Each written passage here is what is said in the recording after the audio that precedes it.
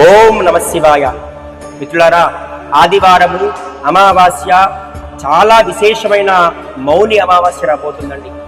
చొల్లంగి అమావాస్య అని కూడా అంటారు.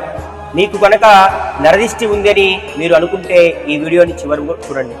అమ్మా, నరదిష్టి అంటే చెప్తాను, శ్రద్ధగా వినండి. ఇంట్లో అన్యోన్యంగా ఉండే దంపతుల మధ్య తెలియకుండా తరచూ గొడవలు వస్తున్నాయా? మీరు ఏదైనా పని అనుకుంటే ఆ పని ఎంతకీ అవ్వకుండా ఉందా? పిల్లలకి అనారోగ్య సమస్యలతో బాధపడుతున్నారా? అదేవిధంగా కుటుంబంలో పదే పదే మరి మీ ఇంట్లో గుమ్మడికాయ ఉలిపోతుందా?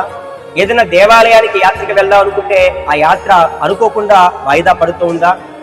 ఇవి నరదిష్టికి మూలమండి. నరదిష్టికి నలరాయైనా పగిలిపోతుందని శాస్త్రము. అందుకనే ఈ రోజున చక్కగా నేను చెప్పే పరిహారాలు చేసుకోండి. ఎప్పుడొచ్చిందో చెప్తున్నాను, డేట్ శ్రద్ధగా వినమ్మా.